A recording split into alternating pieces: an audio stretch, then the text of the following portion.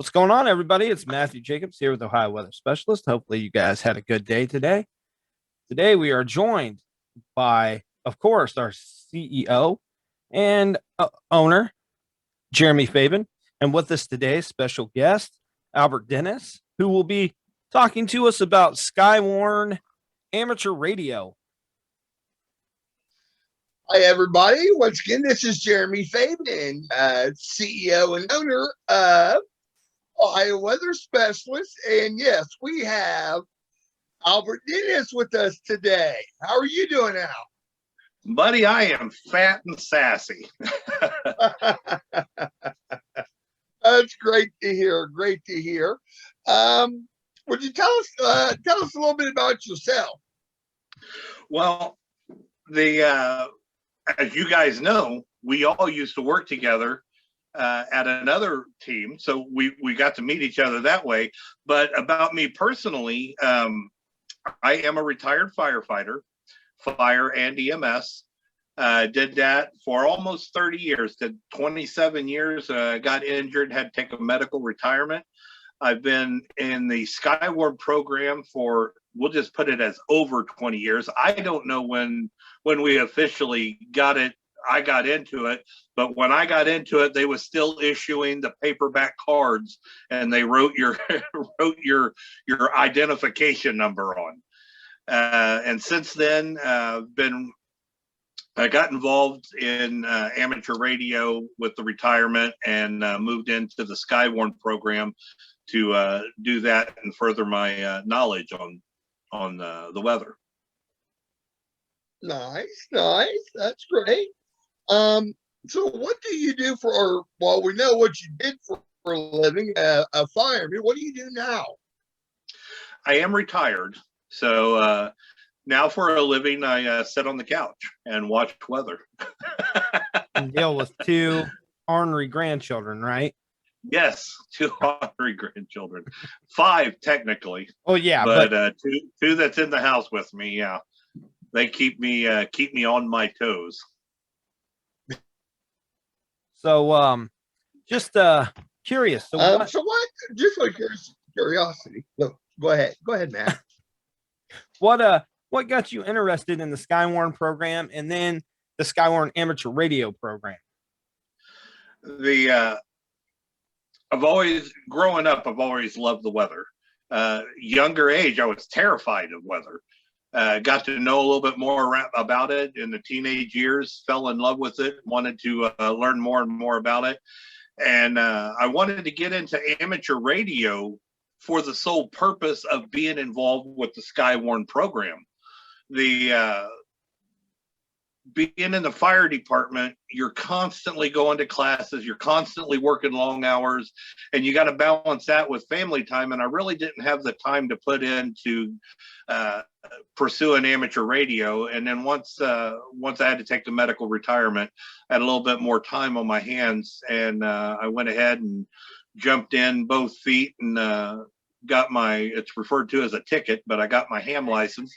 And went from there and got in real heavy with Skywarn with Preble County Skywarn, and also I report to Montgomery County Skywarn. For those of people that aren't familiar, can you most people know Montgomery County, Dayton, but Preble County, what are some of the cities that you guys cover in Preble County? Starting from south going north, we cover it's just north of Oxford, Houston State Park, Houston Woods State Park. We cover Camden, Gratis, Eaton, West Alexandria, Lewisburg, Verona, New Paris, New Hope, a lot of little farming towns. City of Eaton, that's our county seat. Yeah. Okay. Which I'm familiar with it, but just in case there's some people that, don't know a lot about Preble County. We got State Route 503 and 127 that runs through north and south, 35, 725, and Interstate 70 that runs through at east and west. Yes, sir. Gotcha. Now, how long did you say you've been involved with amateur radio now? I got my license in 2018. So March 17th, St. Patrick's Day. There it is. I'll be 3 years old in the amateur world. Nice. Yeah, I was going to say, don't you do like a broadcast of some sort on the amateur radio? Your net? We have nets. That's what that is. What a net is one individual. We'll put this into perspective of Skywarn. Say that we're currently in the event of some type of weather emergency, and we will start off when we know something's coming. We'll start off as it's called a standby net.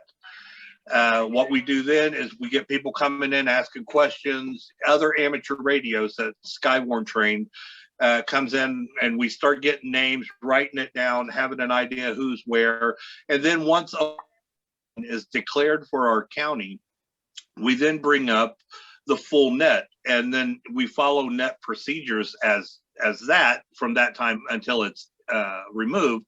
And we don't get on there and chit chat. It's strictly weather, what you're seeing, what's happening, like that. Can you explain Nice. how Skywarn Amateur Radio differs from regular Skywarn? Like, do you guys have a little bit more of a role, or no? Comparing the two, what are the main differences between them? Well, I'll tell you the biggest difference in amateur radio Skywarn and general public Skywarn is we are the only entity that's allowed to take third-party information. If I'm out doing a chase, I can radio in KE8JDX to Preble County Skywarn. I am reporting this, whatever it is, flooded roads, funnel clouds, debris, trees down, whatever it was that I wanted to report. The net control can then take that report, and we have, and it just slipped my mind the name of it. It's a chat, NWS chat. We have the NWS chat that net control can type it right in. It goes straight to the desk. For our case, and actually for all three of our cases, we're all under, I'm not sure about you. Nope, I think Northern Indiana. You're Northern. Yep, You're right on that line. Yep, Salina is that cutoff point. Yeah. So me and Jeremy, we're both under Wilmington National Weather Service, and you're under Northern Indiana. But that would go straight to their desk, and they'll say, okay, we have boots on the ground giving us information, true ground truth on what we're seeing, and they take that. And that's really the only difference, because Joe Citizen can call them up and say, hey, I'm a storm spotter here in New Lebanon, Ohio, and a tree just fell across the roadway. I got you. Now, another question. During the severe weather, and I'm sure you've already answered it, but we're just wanting a little bit more in depth. What role does the amateur radio play during the severe weather? Let's say, like, and you were actually smack dab in the middle of it. You know what I'm getting ready to bring up? I know right where you're going with this one. Yes, because actually you and Matt were both getting hit while I was on the other end of the radio. The Memorial Day. Yeah, we was sending it to you, buddy. It's coming from us. We mailed it right to you. Yeah. You guys were so cool. But what kind of role did the amateur radio, the Skywarn Amateur Radio, play during that kind of severe weather? Well, meteorologists, they have the Doppler radar, and they have all these fancy tools and everything else. They can see all these, and I've watched some of your other stuff, hook echoes, and all these velocities and reflectivities. They got all that. They can see it. But it was, and I can't remember his call sign, it was an amateur radio called in to W8OK, which is Montgomery County, MoCo Aries, Montgomery County Skywarn. he called into there, and he actually seen the tornado. That was the first official report of a large tornado on the ground. And with that and reports that they were getting in via 911, they took both of those, confirmed it as a TORR, which means tornado on the ground. And it rapidly, once they started getting some more confirmations, it took it up to a tornado emergency. Personally, like you guys know, I'm a few miles from where it all happened in Brookville and went into Troutwood. I went out and blocked roads for the police department. During that time, the police department and fire department is stretched thin. They've got too many calls that they can go to. At one point, the fire department in Brookville requested another ambulance or another rescue truck or something, another piece of emergency equipment, and dispatcher says that we got nothing. Everything's tapped out. I mean, we just now knowing an F4 tornado just went through multiple communities in the county and everybody was stretched thin. So by blocking some roadways or doing some stuff like that, it frees up resources to actually go out and do door-to-door search and rescue for any type of victims or any type of hazards like that. Yeah. Very good. That's really interesting. And as we know, that was a really hard night, especially for the both of us, because, you know, not knowing, you know, whether family was hit, you know, it hit in their neighborhood and literally right across the street. It was really hard to separate emotions from, you know, getting down to the nitty gritty and making sure everything was taken care of, you know. I got goosebumps right now. That night was up there in your neck of the woods. There's that one going around. You're dealing with that. Me and you, all three of us on the radio. And Matt and I have a family member that lives in Brookville that the tornado went literally across the street from their house. And the thing is, a tornado hit Brookville. We're scared. We got family. The thing is, me and Matt, we know what kind of tornado was going through there. We seen the debris, and Jeremy, yourself too. We seen the debris. We knew it was a large destructive tornado that went through there, and we was having trouble making contact with her. It was my aunt at that point, and we was terrified. I still get choked up emotional thinking about that, but we was able to keep ourselves, keep our composure, get through it, do our stuff that part of the team, getting information out and resources. It was a rough night. Yeah. Yes. Say the least. Yes, it was. So can you kind of just briefly tell everybody, if they want to become an amateur radio operator, what requirements are there? You got to be able to breathe. So that's a big one. There's actually no requirements. The only thing you have to do is to take a test. And here's the tricky part about this. If you go get a book, personally, I got, I can't remember, it's Craig. It's his book. It's on Amazon. It's Amateur Radio the Easy Way, or Amateur Radio Easy. But you got to get the technician, because that's where it starts. It goes there's 3 levels: technician, general, and extra. Get the technician book, read through it, learn some of the lingo, learn some of the stuff. And here is the hardest part of it all. At the back of the books is all of the questions and answers that they ask during the test. So you have a cheat sheet right there that you can go down and study, and just to help you get over that curve. Now, getting your license, that's just the baby step. You know, you get this technician license. That's the beginning. Now start learning. And my suggestion to do that is get your book, study it, and actually devote some time to it. If you want it, you have get with a local group out in Fayette County or up in Van Wert County. Get with the local Aries group, and they're called Elmers. you'll get an Elmer, somebody who takes you under their wing, helps you. You can call them, like, hey, what's a flex capacitor? I don't know what that, they will 21 gigawatts, Marty. Bingo.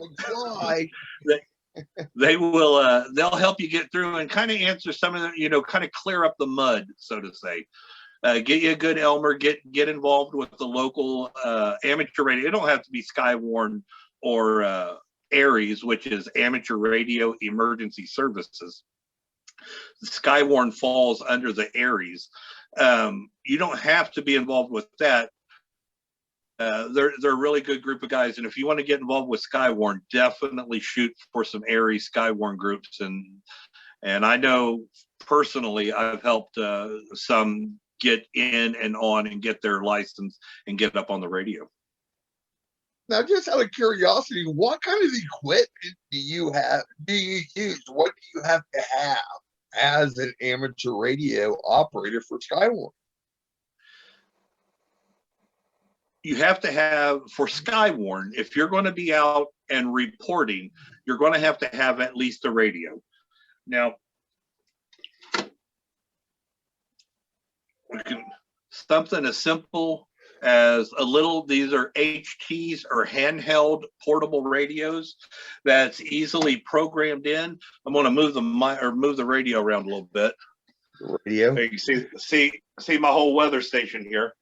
Oh wow! But you can. That's a mobile rig. It's does 2 meter and 470 centimeter UHF VHF, and it also does a digital mode. And then way back here, this is it's a base station. It's a HF base station, and that one there.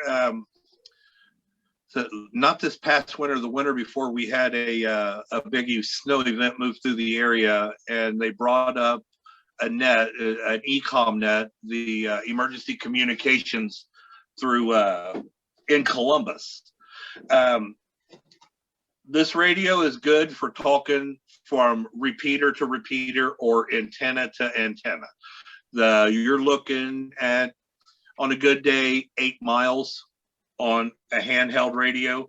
Your mobile rig, which is the one on top of the desk, hitting a repeater with your external antenna, you're looking at all of your county, maybe some other counties. Where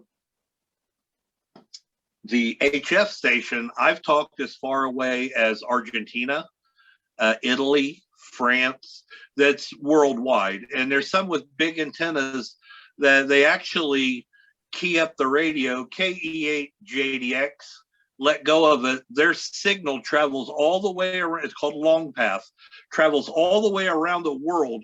And when they unkey the radio, they hear their own voice coming back in the backside of their antenna. So the base station is for very long distances. The mobile rigs are for larger distances, like county and sometimes statewide, if your antenna is high enough. And then the handhelds is more local base. Gotcha. So next question. Real quick, go ahead. Real quick. With this day and age, you don't always have to have a radio. I know for the Germantown Amateur Radio Society, we have something called EchoLink. It's a computer-based program to where on my cell phone, I can go right into the EchoLink app, and I can talk on the EchoLink app. It goes to a computer in Germantown, which is just south of me here, and that computer will put it onto a radio there, transmit it to our repeater, and then, like, we have a PY2PM, Joel. We talk to him frequently, and he lives in Sao Paulo, Brazil.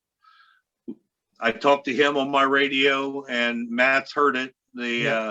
We talked to him like he's sitting right here next to us. So next question would be, how does Skywarn Amateur Radio coordinate with EMA during severe weather days? So SPC puts out, we'll say, slight risk for severe weather. So what are your protocols at that point moving forward?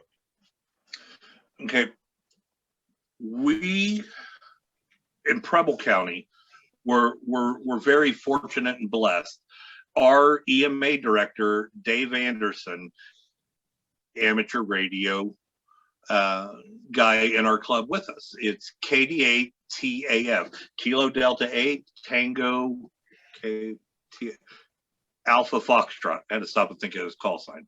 So he is actively helping us with Skywarn events. We have a base station set up at the EMA office with, as you guys know, we have some GR products up there. We have mobile rigs set up there, and we have a large antenna outside the building. And he has a few other bells and whistles up there. He's got 800 radios for the county. He's got, I believe, if he don't have it, I know that they're getting ready to get it, but a CB, since it's right at 127 and Interstate 70, in case CB trucker or somebody on CB wants to report something, that goes right into the his shack. A shack is where all your radio equipment is. My shack happens to be a desk. Gotcha. But we're real fortunate to work hand in hand with him, and he actually helps run nets if it's something big and important. You know, if there is a tornado where he has to be out with his EMA hat on, then we cover up, and help him out on what we could do net wise on this. For Preble County, our emergency coordinator is Gary Hollenbaugh, NJ8BB, but our Skywarn coordinator is Don Cronin, Alpha 8 Delta Charlie, AA8DC. He's the one in charge of it. I work under him, and then it goes up. Okay. Nice. Now, what is the goal of the Skywarn Amateur Radio program? What's the ultimate goal of the program itself? Life safety, just like with weather teams, just like the Skywarn program, just like everything else. Our goal is to have our people out, and that's another thing with it. We have our group the night of the tornado, the Memorial Day tornado. We had 32 people check in on our net. We had individual homes, 32 people around the area in Wayne, Dark, Preble, Montgomery, all the counties included around, was checking into our net. So that gives us 32 little pinpoints on the map to get information. And we can get all of that into the National Weather Service faster with the NWS chat, and potentially get the warning out sooner. Faster time of warning, faster times people can seek shelter and potentially save lives. And that kind of segues into the next question. Just explain a little bit about how the Skywarn Amateur Radio program got started. And I think you kind of touched on it, but what was its main purpose? Obviously, you said, life-saving, but, if we had a Skywarn program where people were in the field using eyes, why did they extend that out to amateur radio? Like, what was the benefit to it? We have to go back, way back. They were 1965, 1970. That's when all this stuff started kicking off. In the 1970s, a lot of environmental stuff got started. The EPA got started in 1970. National Weather Service started developing Doppler radar. We had the tornado outbreak of 1974, and for our area, we had the large tornado go through Xenia in Greene County, right in Jeremy's neck of the woods there. Yes. And that I was only 4 years old when it went through, but in this area growing up, about it. It was like you was there almost. You hear and people that's been involved with it. At that time, WHIO Channel 7 meteorologist Gil Whitney is accredited for saving tons of lives, because the National Weather Service at that time, if you go, I mean, we're talking 1970, you're looking at a little blip and you got to wait for the circle to come back around and see what that blip did and go back around again. I mean, this is really rudimentary now compared to now, very rudimentary. It's extra sketch. Yep. Doppler radar. Drawing with a grease pencil on the actual radar and then you trying to use math. And yes, yep. And we talked math about in your head real quick, because they didn't have the calculator yet. Yep. But he took and went outside of the protocol and went ahead. He seen that large hook echo, knew it was going towards, and Xenia is the county seat of Greene County, and heading right smack dab on it, and it punched Xenia right in the nose. And Gil Whitney went ahead and issued a tornado warning before the National Weather Service, and I forget the time difference, but it was a significant period of time. And back then, everybody really relied on tornado warning sirens. Yep. We don't really rely on them that much today because everything is soundproof. Your house are soundproof, your cars are soundproof. Some communities don't even use them anymore because, you know, everybody has their cell phones and their computers and their tablets and that. And the EAS automatically goes over all them devices anyway. But if you are out in a park or something like that, some people, you know, you could hear the siren go off and get a warning. But they started out in that era, and we digressed way off track on that one. They started off in that area because they needed to get more advanced warning. Luckily, Gil Whitney was there and seen it. All it took is a couple of them blips to go around him, miss something. And I mean, there was a lot of lives lost in that, but it could have been a lot more. So by getting the volunteer program of Skywarn into America, and especially the amateur radio, because in the 70s, everybody didn't have a telephone in their house, let alone in their pocket. So, but there was a lot of amateur radio. So by getting the amateur radio involved, that put a big net throughout each county of, you know, hey man, I just seen this tornado go over Jim Bob's cornfield over here, you know. So that gave them warning that what they're seeing on Doppler is actually what's happening now. Yep. And we had spoken just out of curiosity. Oh, go ahead, Matt. I was just going to say, the last video we actually spoke about, you know, it's one of those, you hate that it happens, but you're glad it happens because of that tornado outbreak. You know, we had the Dr. Fujita came in and worked on the Fujita scale and, you know, enhancing it and, you know, improvements to Doppler radar. And then, like you said, out of that also came, you know, amateur radio's role in weather. So unfortunately, sometimes it takes an event like that for people to right the wrongs, so to speak. When bad events like that happens, it's horrible. It's devastating. People are losing lives. They're losing property, stuff like that.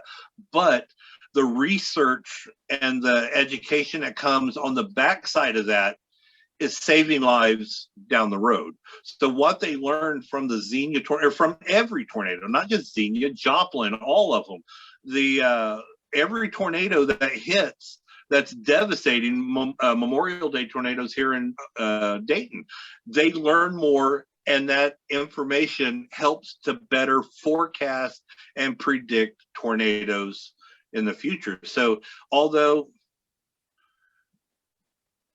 it says my meeting thing is... No, we're still good. Go ahead. Okay. I was going to say, I'm about to get booted. But all that bad stuff actually pays off in the other end of it. Yep.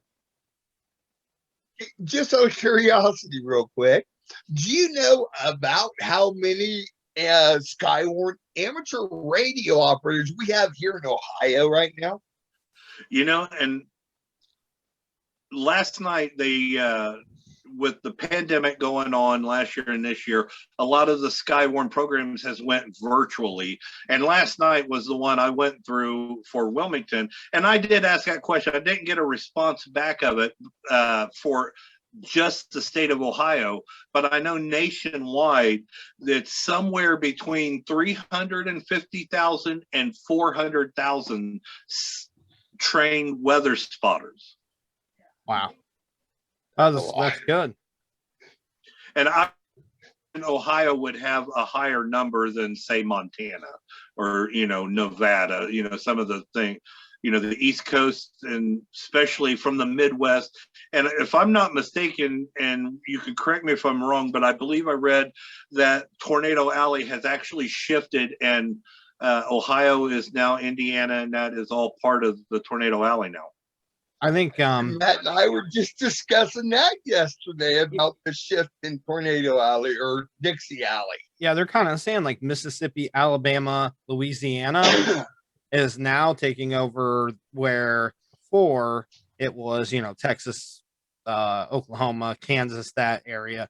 They're kind of saying it's shifting more into Dixie Alley now, which is by far the worst area to have it. Amen. Yeah. Oh, you dangerous tornado alley out there. Trees and hills. The tornado alley that we all think out in the Midwest, you got these big, powerful tornadoes, but you go 20 miles before you see a house, and you can see it. We're 20 miles away. In the Dixie Alley, it can be 1 block over from you, and you don't see it till it's knocking on your door. Yep.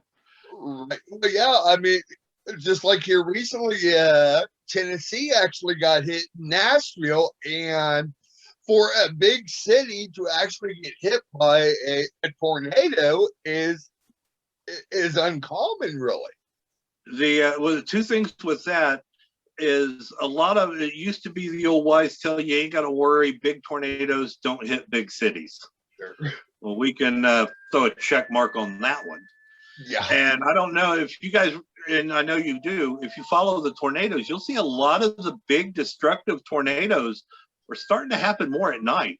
Nashville was a nighttime tornado. The one in Dayton, the tornado emergency was sounded at 11:35 p.m. I believe it was somewhere right close to that. Yeah. And that was a tornado emergency, and it started a little bit before that. Yep. So these nighttime tornadoes are ridiculously dangerous because you have as a storm spotter is I'm at my house and I'm going to spot and I'm going to call and give reports. Mm-hmm. A storm chaser is somebody I'm going to get out in my car and I'm going to go follow and see what I can see. Now you can get into your car and go to a safe location and spot from there. But to go out at night is extremely dangerous because that tornado can shift or turn.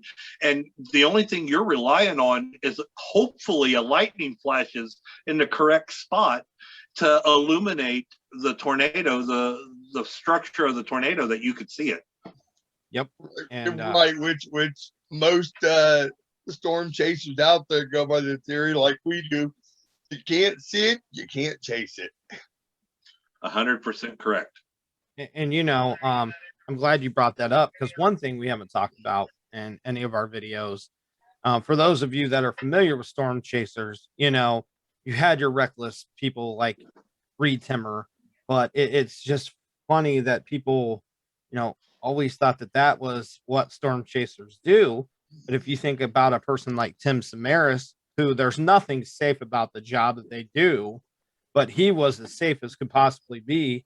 And, the El Reno tornado that took that massive right turn out of nowhere. And that's how he ended up getting killed. And, that's why, I'll say it again, like both of you said, do not get out at night, because you just never know what a tornado can do, or any bad storm. Absolutely correct. And the National Weather Service will tell you, we train storm spotters, not storm chasers. Yep. That is two different worlds. And a storm chaser, if you're honestly going to be a storm chaser, there's a whole ton of safety protocols you need to know and understand and have in place before you go out there and do that. Very true. Very true. Just out of curiosity, real quick, during severe weather events, are amateur radio operators, are you guys required more to stay at home and give out the information, or are you mainly they mainly want you to go mobile and give the information? Jeremy, that's about I a was 50. going to say, because I noticed on your desk you've got your laptop with your radar, and I've seen your big screen TV with your radar as well, which is awesome as well. So Yeah. that's why I had to mention it. Skywarn, you're not required to do anything. If you can get out safely, again, this is all about safety. If you can get out and get a weather report, they'd be glad to hear it. Mobility, you guys know, and Preble County, I am a mobile unit, and I will do it for Montgomery County. I will get out. I have all this equipment in my vehicle. I have a team that follows me that gives me live information. I mean, like you guys do at Ohio Specialists, weather specialists, like you do for your members. You know, the team I'm with, Four Brothers Storm Team, we do that as well. But we also, on Skywarn, we have our net control has the Gibson Ridge products, and they watch it there, so they can give you a heads up too. We don't require people to go out, but when you do go out, we give information. KE8 JDX, Preble Skywarn. I'm at Alexandra at 503 and 35. So they know roughly where I'm at.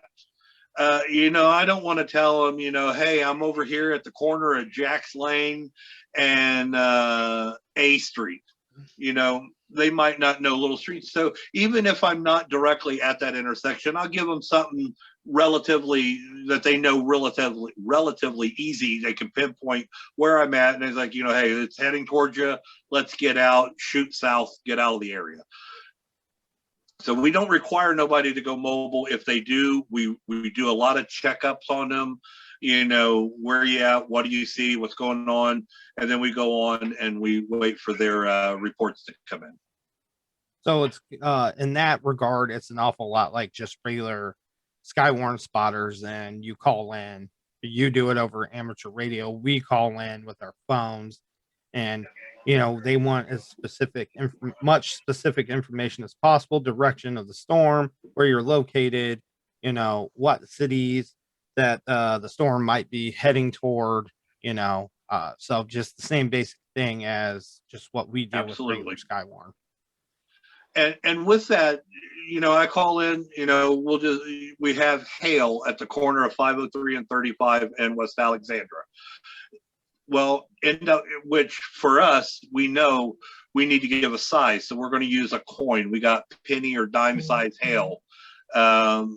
We've got this temperature. We got, you know, whatever the surroundings is, as much information we can help paint a picture for them is what we do. But if there is something they want, they can easily put it back in the chat to our net control, and they can radio us, you know, hey, Al, you know, do you got any gust front in the area?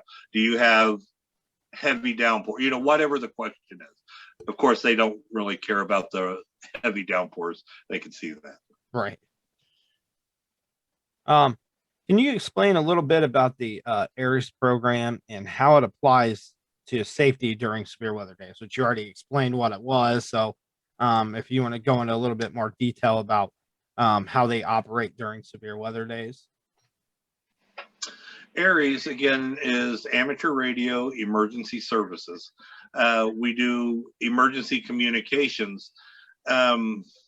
And you guys might help me out with this. There was a tornado went through, I believe it was Shelbyville, up around Mansfield, a few years around the 2018, 2019 area, somewhere through there. And they lost communications, and ARES got deployed to do that. They was blocking streets, they was helping with communications and that type of thing. And city of Dayton, or not city of Dayton, but Montgomery County areas, or none of the areas in the Dayton area was activated for the Memorial Day tornado. True full activation. We did do the Skywarn part of it. But we could go out and block streets, free up resources. We can help man things to get information. We our Montgomery County, our Skywarn guy is Gary Clark, KC8TND. He helps run Montgomery County Skywarn. He's also with Red Cross. So it's just like Dave with the EMA, kind of which hat he's got going on is what he's going to do. He's a very busy guy and very knowledgeable. But we can deploy out, and if there's a 911 outage, we can, Al, I need you to go into New Lebanon, which is Montgomery County, go into New Lebanon at the corner of 35 and Clayton there at the gas station and set up and take any emergency reports. I would, our main dispatch, the regional dispatch center, has a ham radio station in it. So we can deploy amateur radio to go there and receive amateur radio emergency reports and turn it right over to emergency dispatchers to dispatch fire and police or whatever's needed out there. There's a huge role that amateur radio emergency services that can do during an emergency countywide or nationally. Hurricanes, I know that they will, FEMA will deploy hams to areas for communications, and we have to go through the National Incident Management System, the NIMS programs, to get all of the certifications to qualify to go down there. And NIMS, if you're going to be Skywarn trained, I would recommend anybody take NIMS training as well. I'm in the process of doing the rest of my NIMS. I had done the independent studies on the FEMA website and started all my NIMS training, and in the process of getting that finished now. So that's something I would recommend, just because, if you are going to be in the field during severe weather or anything like that, you want to be prepared to what you're going to come across and how to handle it the best way possible.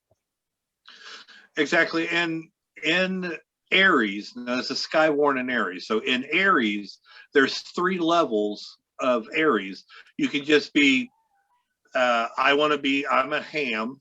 Here's my call sign. Here's the equipment I got. I want to be in Aries. So there you are, level A.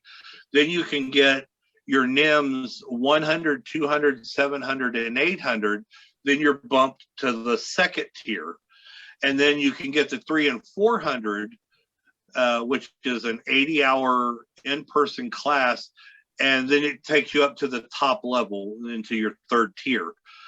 Personally, I'm in tier 2. I've got that. The 300 and 400 is pretty hard to set in a classroom with my bag. So I tried it. I got through one day. It like to kill me. The class itself is absolutely phenomenal. I loved it. The instructor was great. The material was great. Now, just out of curiosity, now you mentioned that, how often does someone need to recertify as, let's say, a ham operator? And I'm gonna make this a 2-part question real quick. And then, as, let's say, your Ayers or Skywarn ham operator, how often do you have to recertify on that as well, or do you have to? Okay, well, for amateur radio, my license is good for 10 years.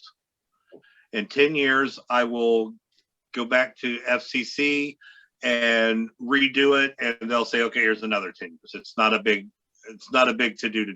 I don't have to retest or re anything else.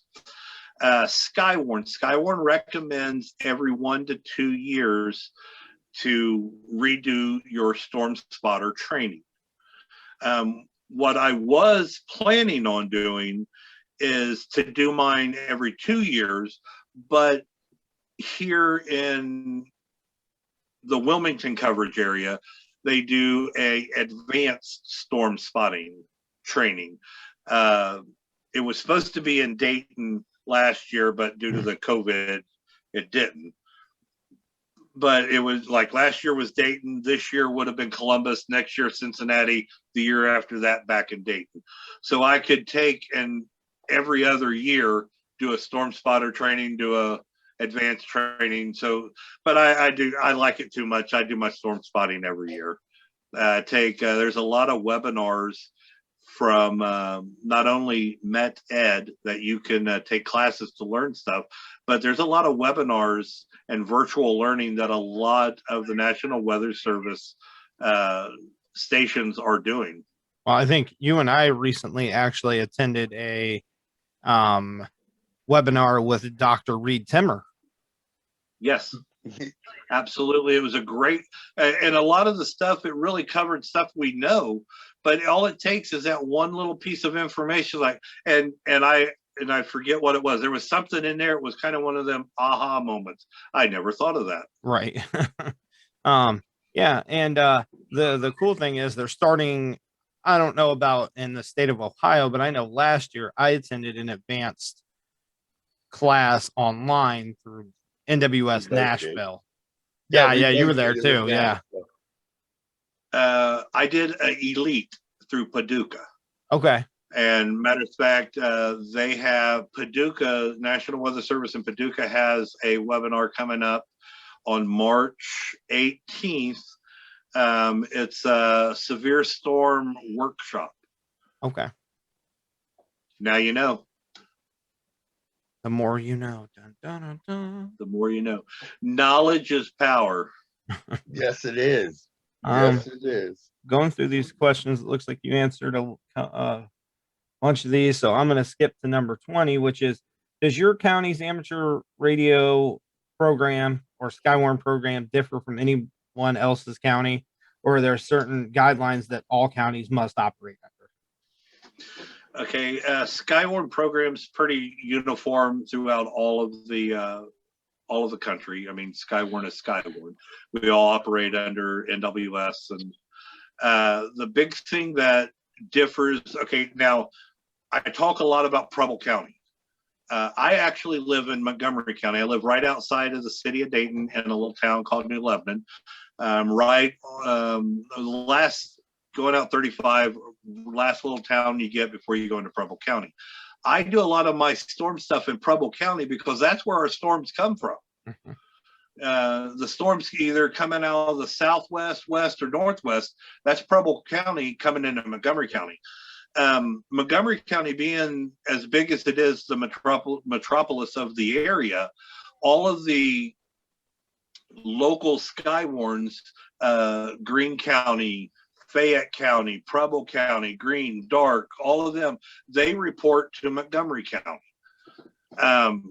That would be the only difference. And one of the big pluses is Montgomery County Skywarn is in the Cox building downtown at WHIO Channel 7. So like a floor or two above them is the meteorologist right there with all their tools. So they can easily just, radio or call upstairs and say, hey, we just got a report of this. You know, they still follow their protocol to send the information to NWS, but they could give the local meteorologist a heads up. We just got a report of a funnel cloud in Brookville.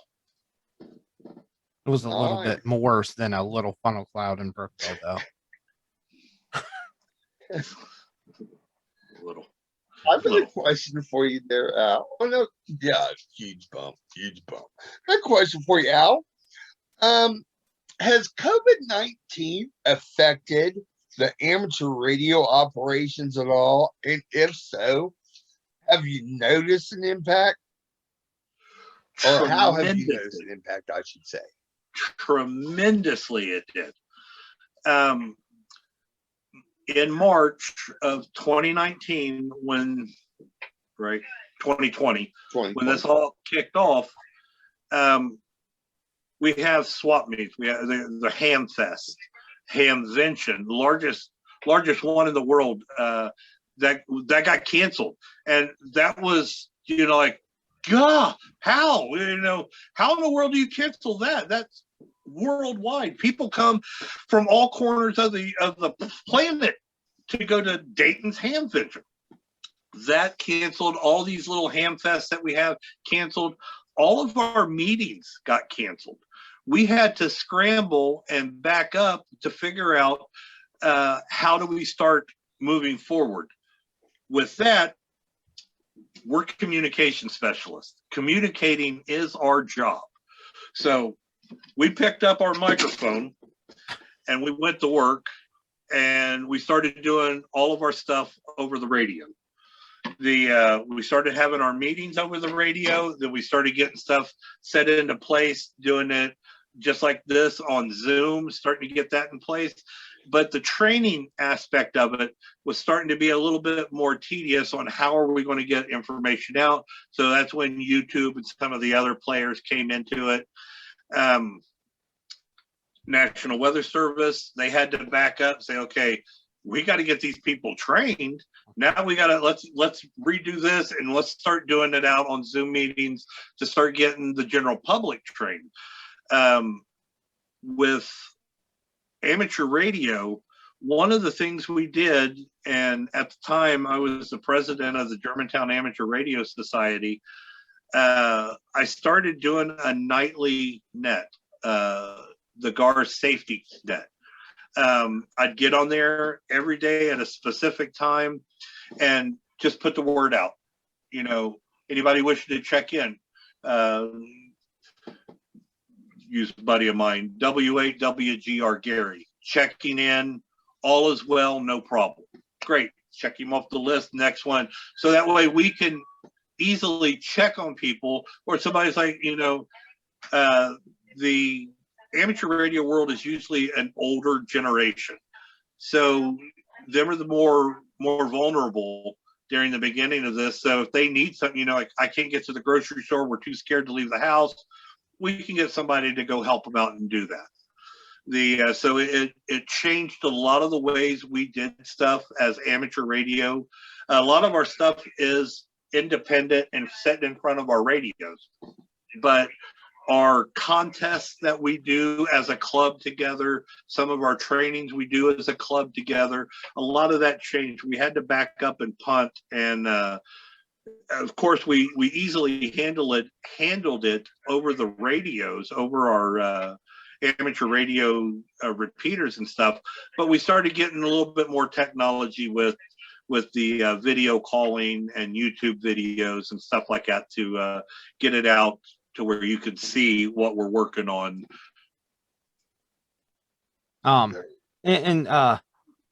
Just so people that might not be familiar with amateur radio and stuff, you keep throwing out KE8JDX.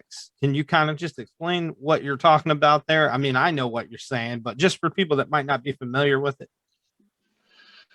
KE8JDX, that's your vehicle. It's got a license on it. That's the license to be on the road, your license plate, whatever that license is, Ecto 1. Sorry, nerd came out there a little bit, sorry. Who are you going to call? But my license number is Kilo Echo 8 Juliet Delta X-ray. They do it alphabetically. 8 is the only difference. 8 identifies a region, whether you're region 0, region 4, and there's a couple other things that varies, like PY2PM. PY is a South America, that's Brazil. So PY2, PY4, PY4 PT, Ron, it's another friend of mine down there in Brazil. PY2 PM, Joel, he's down there. There's some of the beginning of it that has to be in areas. Like I can't say I want to change mine to PY8 JDX because that's not allowed. But it's all done alphabetically as it moves on. I am KE8JDX. My neighbor across the street, Ron, me and him took our tests at the same time. He's KE8JDY. He's one numeric past me. So I'm X, he's Y. So that's what that is. And you can get vanity, if I want to change mine to Whiskey X-Ray 8 Golf Uniform Yankee, which it's WX8, my identifier guy, so weather guy, WX guy. So you could go in there, you could get a vanity and change it to something like that, or change it down to just a 2x2 or 2x1 or something like that. And I guess the reason why I asked is, I worked in radio and television, stuff like that. So, west of the Mississippi is K, east of the Mississippi is W. So I just wanted to, and you said, the further you go, like each different region of the globe has different. So it's kind of similar, just more globally. Correct. And it's around there. We all know what this is. WHIO, TV Channel 7. Right. WHIO, that's the FCC license number. WEBN, WDTN, all these radio stations, that's not just something they like to say. That's their actual, or not amateur, that's a commercial license number. But they get assigned, that's a commercial identifier, the same as an amateur radio gets his license number when he gets his ticket. That is pretty cool. I like that. We have one last question for you before we let you off the hook. Is there any advice that you would like to give anyone who is looking to get into amateur radio, and give your best pitch as to why new people are needed to the program? So show us your pitch. Have a lot of money. And I say that jokingly. This can get very expensive depending on the equipment you get. But some of the little radios you can get on Amazon for like $30, $40. This one here, I paid $160 for. But you can get them as low as $30, $40. Do the same thing. They're programmable on there and can do that. Same with the mobile. Same, this mobile rig, I believe, is up in the $200 range. The base station, you're looking at $1,000. That's a $1,200 base. The antennas vary. So, it could get pricey. If you just want to spend a couple $100 on a mobile rig for your car to get out and do stuff, boom, you're up and running. Amateur radio needs people. We have a very older generation. No, I won't say very older. We have an older generation that's in there that has a wealth of knowledge to pass down. Whether you want to learn Morse code, if you want to learn Morse code, the guys are there to help. I don't appreciate that dot dash you just gave me. That's not appropriate. I can't believe you said that on air. The Gary Ham, W8WGR, would be happy that I even mentioned it. But and that's not a requirement to have it. It used to be a requirement to be able to send and receive Morse code at 5 words a minute to start. But that's out now. But technology is moving forward. The new police and fire radio systems, that all started from amateur radio. The technology, and with schools, with STEM, with the science and technology, math, all that, we need to start pushing our children and us to learn more about this, to not only better help us just to get out and goof around on the radio and talk to Jim Bob down in Tennessee, but in the event, I've heard story after story. A buddy of mine out in Eaton in Preble County, Larry Wright. Well, I'll just say Larry. Well, too late. I already said his last name. W8VLN. He has been a ham for about 600 years. Okay, he's been a ham for a very long time. Him and Gary, W8WGR, grew up together. Larry is a absolute wealth of knowledge. One of the stories he told just warms the heart. and this is where, this is not just playing on the radio, storm chasing. During the war, he was there on his radio, and I forget which war it was, Korean War, Vietnam War, whichever. But he's sitting there on his radio, and he got a signal came in, and he tuned and tweaked and got it all. And he went back to him. He's like, could you do me a favor? Can you call my wife, phone number 555-1212, whatever, and let her know we're all right. I just want to say hi, I love you, and I'm doing fine. All right, pick up the phone, start making phone calls. And if memory serves me correct, he spent the biggest part of the night getting reports from our soldiers overseas in combat, in war, sending messages that they're okay and to home, back here to us. And like I said, that's just one thing, part of it. Communications, the amateur radio, what you learn with amateur radio takes so much other stuff you can do. You can get into communications, and we all know with wireless communications, cell phone communications, broadcasting, whether it's television, everything you do is communications anymore.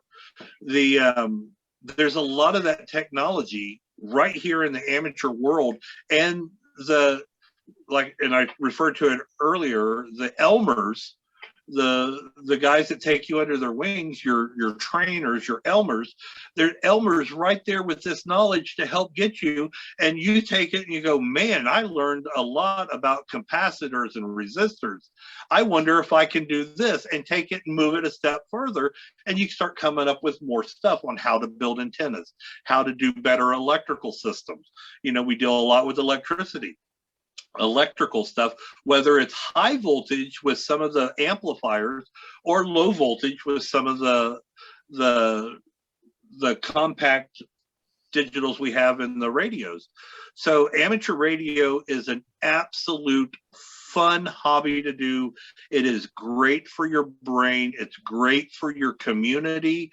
And there is anything you can think of. If you only want to get on here and talk on your handy talkie to friends around your area, then that's all you have to do. If you want to get to the mobile stuff and drive around and talk, you can do that. If you want the base station, talk around the world, do that. You can get into contesting. There's big contests. You can one weekend or one day a year, it's called Armed Forces Day.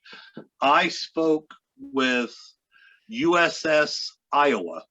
It was stationed out off of California. I forget. I want to say it was LA, but right through there, it was stationed off of there. I have to talk to them on my frequency. They listen to my frequency, but when they transmit, because they're not allowed talking on my frequency, they talk to me on their frequency, which I can't talk on theirs. So we had to do a two-way communication. I tuned my radio to listen to them to talk on mine. They listen to mine and talk to me on theirs. You can talk to military stations, Andrew Air Force Base. I talked to them. You can do contests of 13 colonies. The original 13 colonies, they have that. And the ARRL, the Amateur Radio Relay League, that is our governing agency, so to say. We start from there. Technically, it's FCC, ARRL, and then everything falls out from underneath that. But the ARRL, once you confirm all the contacts, they send you a certification. You've contacted all the 13 colonies. You contacted every county in Ohio. You contacted every state, all 50 states. You made a contact of all the continents. There's all these different things you could do contest-wise. If you want to talk to the International Space Station, amateur radio, I could do it sitting right here. I could talk to the ISS when it goes over. If You could do, it's called a moon bounce. Send a signal up to the moon, the reflected surface of the moon, and send the signal back to you. You can catch that. You could do satellite communications. I mean, there's just so much you can do in the amateur radio world. It's limited to you, what you want to do. It's as least or as much as your brain can come up with. Well, once again, Al, it was great talking with you. I want to give you a chance before we sign off. Is there any social media, YouTube? I know you did bring up your weather team, the Four Brothers. Is there anything you'd like to plug before we get out of here? Well, Preble County Skywarn, K8YR. That's the group I'm with and I help run. They do have their own Facebook page and stuff. They do send out their own, when weather and stuff, they do updates there. Four Brothers Storm Team, I'm part of that. I'm a part owner of that team as well. Miss working with you guys though, really do. Man, there were some good days back then, man. We miss you guys too, definitely. My YouTube channel, just look up my call sign, KE8JDX. You'll see I go out and I do storm chase. I will post videos. I will do weather things. You know, when storms are coming in, I will set up my cameras and talk about and show the weather right here on it. So you could see what I'm talking about, whether it's down in Louisiana. Oh, hey. I said plug something. Don't step on toes. Hey, that's what I do. No. And you should do that. We all should do that. The more information we get out to the public, the safer it is. Back to Skywarn. Safety is our thing. That is our first and foremost. Get information to the public, make them aware, get them to a safe spot. But definitely check out my YouTube channel, get on there, make sure to hit the thumbs up, like it, join it. I post stuff on there. It's getting ready to get real busy. Fingers crossed here soon I'll be able to get that GoPro 9 and start doing some stuff on that. Yeah, I've been looking at it too. What are you talking about? We'll definitely send people your way if you know, a little scratch on our back too. We'll send them your way. Absolutely. Looking forward to this getting aired. I got a bunch of people already interested in it, and we're going to make this thing happen. The more, like I said, the more information we can get out to people, no matter what team, it's not really a team thing. We're brothers of the weather, and sisters. So, I mean, this is what we're here for the weather. We're here for the technology, the science, the education. And to get that out to people is that to me means more than anything. And trust me, just so you know, this guy, KE8JDX, is lucky because he's got me as a cousin now. So I'm married into his family. So he's lucky. That's right. The doctors don't even prescribe a medicine strong enough to get rid of that. That's for sure. Well, my name is Matthew. Absolutely great. Go ahead, Jeremy. Or Al, sorry. Whichever one. No, it's absolutely great having you in there. We was friends before you got into the family. We got into the weather thing, and we kind of separated team-wise, but we never separated. Friendships last forever. That's for sure. Very true. Well, thanks for coming on, Al. We surely appreciate it, and hopefully people will not only learn some stuff about amateur radio, but be more inclined to join. Like Al said, the possibilities are endless when it comes to not only amateur radio, but just, circuitry. When you were talking about, that stuff earlier, it's funny that you said that because my little cousin, he's a fourth grader, and he actually just got done working on circuit boards through his STEM program. So and I can't find it. Amelia. Look behind you. Hi, Amelia. Hi, Amelia. Come up here. Before we go, my granddaughter, She loves to come down here and watch Papaw do his weather thing, and she even knows how to identify where the rain is now on Papaw's computer. Before you know it, you'll be taking Papaw's job, huh, Amelia? Yes. Yeah. I was getting ready to show you. I have some circuit boards and stuff that I'm currently making right now. It's going to be a mobile weather station, only about yay big, runs off of a battery pack. I could take it with me when I'm out on a chase. I have an anemometer that I keep in my vehicle. National Weather Service don't want you to call in and say, man, them trees were twisting. I bet you it was at least 100 miles an hour. You mean No, Unit Jerry? Unit Jerry here. Unit Jerry. Say no, they want to say, hey, I just got a wind gust of 48.6 mile an hour. Yeah, They know that's I'm not doing my vehicle. So I'm going to have that. I'm going to get. There's another board I can put into it. I got to figure out the how to attach it, but I'll be able to have an anemometer on the when I pull up and stop. Put an anemometer on the outside of it. So if I do see something or report something, I can report to the National Weather Service, hey, I'm at the corner of Walk and Don't Walk. I'm looking east. This is what I see. Here are my weather situations right here. So that's one of the things that I'm working on right now to have for part of my chase vehicle. Awesome.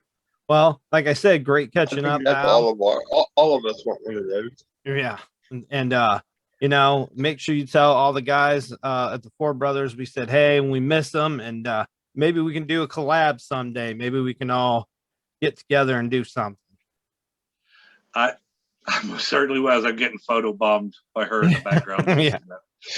Well, I most certainly will pass that on and look forward to doing that. I think that would be a very, very good collaboration. Yes, sir. Like Al said, make sure you subscribe to all his stuff he mentioned. Like, comment, subscribe on our YouTube page, his YouTube page, and stick with Ohio Weather Specialist for all things weather related. And follow us on Facebook, Twitter, Instagram, and YouTube. Thank you, everybody. Have a great